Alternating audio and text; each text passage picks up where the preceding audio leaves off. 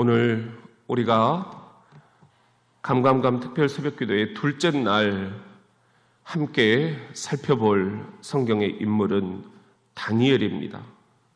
어제는 우리가 바울의 감사를 가시감사로 그렇게 표현을 했습니다. 다니엘의 감사는 벼랑 끝 감사입니다. 다니엘이 어떤 사람인지를 우리는 성경에서 잘 알고 있습니다. 바벨론 느부갓네살 왕의 꿈 해몽 이야기로 거슬러 올라가지요. 왕이 꿈을 꿨는데 아침에 일어나니까 꿈이 기억나지 않습니다. 마음에 번민이 가득합니다. 왕은 순객들을 불러서 엄명을 내립니다. 내가 꾼 꿈이 뭔 뜻인지 알아내고 만약에 못 알아내면 너희들 모두가 죽음이다. 박사들과 술객들 죽음의 위기에 처했습니다. 아무리 해도 그 꿈이 뭔 뜻인지를 모르겠습니다. 이때 다니엘이 등장을 합니다. 그리고 이 문제를 해결을 해준 것입니다. 어린 시절 뜻을 정하였을 때 하나님은 다니엘을 기뻐하셨습니다. 은총을 받은 자, 성경은 그렇게 표현합니다. 왕의 꿈을 해몽할 수 있는 지혜를 주셨을 때 세상을 이길 능력도 다니엘에게 주셨습니다. 그래서 다니엘이 오늘 이렇게 고백을 하고 있는 것입니다. 나의 열조의 하나님이여, 주께서 이제 내게 지혜와 능력을 주시고 우리가 주께 구한 바 이를 내게 알게 하셨사오니, 따라합시다. 내가 주께 감사하고 주를 찬양하나이다. 다니엘은 이 일로 인해서 왕의 총애를 받게 됩니다. 승승장구합니다. 그리고 먼 훗날 총리의 자리에까지 이르게 됩니다. 바벨론 시대가 끝나고 페르시아 시대가 됩니다. 정권이 바뀝니다. 다리오가 왕이 됩니다. 이때 다니엘은 또 위기를 겪게 됩니다. 다리오 왕은 전국을 120도로 나누고 120명의 지방 자치 제도를 마련을 합니다. 그리고는 중앙에 총리를 셋을 두는데 선임 총리를 다니엘로 임명을 합니다. 나머지 2명의 총리가 시기와 질투를 하게 됩니다. 다니엘을 어떻게든 내쫓으려 합니다. 여자와 스캔들은 없는지 뒷조사를 합니다. 부정한 방법으로 재산을 축적한 것은 없는지 샅샅이 통장을 뒤져봅니다. 털어서 먼지 안 나오는 사람이 없다는데 아무리 털어도 먼지가 나오지 않습니다. 털면 털수록 다니엘은 깨끗한 사람이다. 정직한 사람이다. 마땅히 받아야 될 것들을 받고 있고 훨씬 더 많이 받아야 하는데 덜 받고 있다. 청렴결백한 다니엘이 더 부각이 될 뿐입니다. 그래서 다른 각도에서 올무에 빠뜨릴 전략을 세웁니다. 그것이 바로 하나님을 모함의 도구로 삼는 것입니다. 30일 동안 왕 외에 다른 신이나 사람에게 기도하면 안 된다.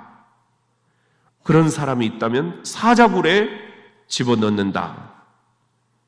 하루도 쉬지 않고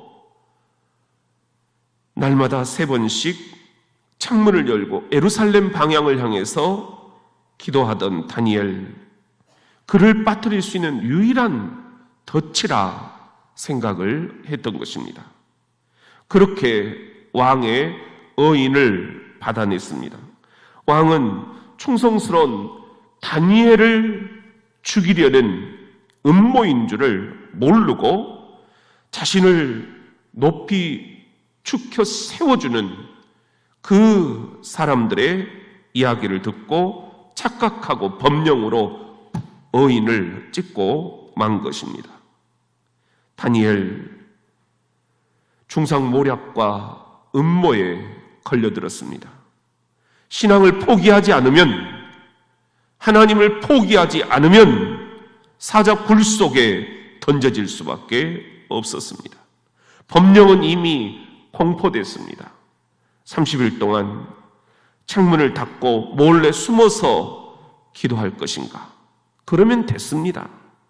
30일 동안 잠시 기도를 멈추고 좀 한 템포 영적으로 쉬는 것도 하나의 방법이었습니다. 그렇지만 다니엘은 그리하지 않았습니다.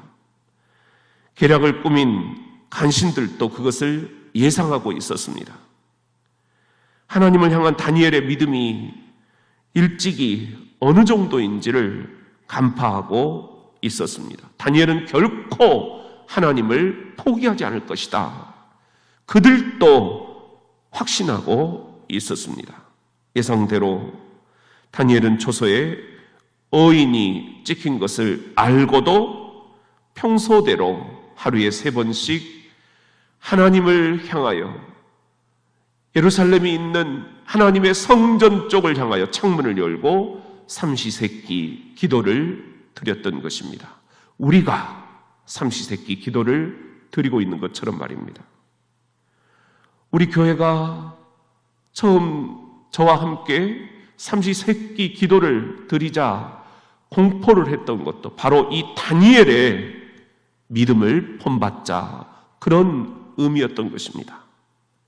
다니엘은 삼시세끼 기도, 그것은 감사의 기도, 벼랑 끝 기도, 죽느냐 사느냐의 기도였던 것입니다.